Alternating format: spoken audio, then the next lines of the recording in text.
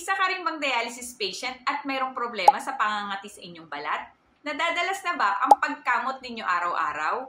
Well, kamukha niyo yung dialysis patient ko kanina. Si patient ay nagko-complain ng pangangati sa kanyang buong katawan.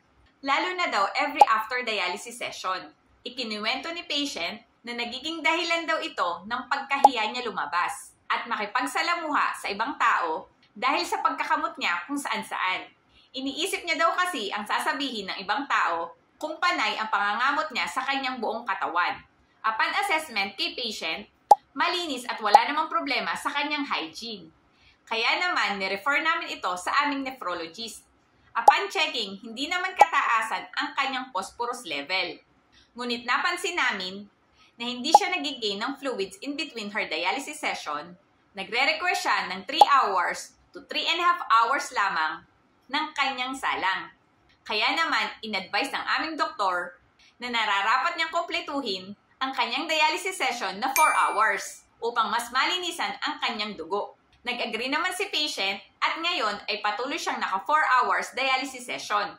Ang ating kidneys ay 24 hours kung magtrabaho ng paglilinis ng ating dugo upang malabas ang extra fluids at matanggal ang toxins sa ating katawan. Kaya naman, kapag sira na ang inyong mga bato, nag-build up ang toxins at extra fluids sa ating katawan na nagiging sanhi ng pangangati ng ating mga balat. Mahalaga ang ginagampanan ng tungkulin ng ating mga bato sa paglilinis ng toxins tulad ng urea, creatinine, phosphorus, at iba pang basura sa ating katawan. Kaya naman ngayon ay ibabahagi ko sa inyo ang iba't ibang paraan na maaaring makatulong upang mabawasan ang pangangati sa inyong mga balat, lalo na pagkatapos ng inyong dialysis. Makakatulong ang paglalagay ng high-quality moisturizers sa mga areas na may pagdadry ng inyong mga balat. They lock in the moisture in your skin, keeping it moist and healthy. Ang paggamit ng lotion, lalo na kapag ito ay malamig o galing sa ref, ay makakatulong upang mabawasan ang pangangati. Ang iba ay gumagamit ng cold-pressed coconut oil sa kanilang balat upang makatulong sa pagmamoist nito. Sumunod, makakatulong ang paliligo araw-araw. Pagkatapos ng inyong dialysis, ang extra fluids ay natatanggal na nagkokos ng pagkatuyot nito at makakatulong ang paliligo ng malamig na tubig upang iwas pangangati. Ang paggamit ng mainit na tubig ay nagkokos ng pagdadry ng inyong balat na kailangan mong iwasan. Ugaliing ipat-dry lang ang inyong balat, imbes na kuskusin upang maiwasan ang pangangati nito. Iwasan din ang pagkakamot dahil nagkokos ito ng skin breakdown that leads to further itching and infection in a long run. Dahil maaari itong magsugat kung patuloy ang pagkamot. Gumamit ng less harsh drying soap at detergent hanggat maaari. Nire-rekomenda na gumamit ng mga pambatang produkto dahil less chemicals ang mga ito na maaaring maging sanhi ng pangangati ng inyong mga balat. Kapag hindi na talaga matolerate ang pangangati at pagkakamot, may mga gamot na maaaring ibigay ang inyong nephrologist tulad ng mga antihistamine na makakatulong upang mabawasan ito lalo na sa gabi kapag ito ay umatake. Based on research na pag-alaman na ang phosphorus at ang pangangati sa balat ay may kaugnayan. Kaya dapat sumunod sa low phosphorus diet. Ang mga pagkaing matataas sa phosphorus na dapat mong iwasan ay ang tsokolate, canned foods, dairy products tulad ng gatas, keso, yogurt, dark beverages, beans, and nuts. Ang mga phosphate binders din ay nirereseta ng inyong nephrologist upang makatulong sa inyong pangangati. Nararapat itong inumin bago kayo kumain.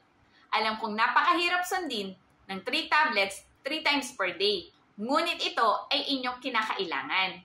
Lalo na't higit na mahalaga ang pagsunod sa tamang oras ng inyong dialysis session. Mas mahaba ang oras ng inyong salang, ay mas maraming beses ang pagdaan ng inyong dugo sa dialyzer upang ito ay malinisan.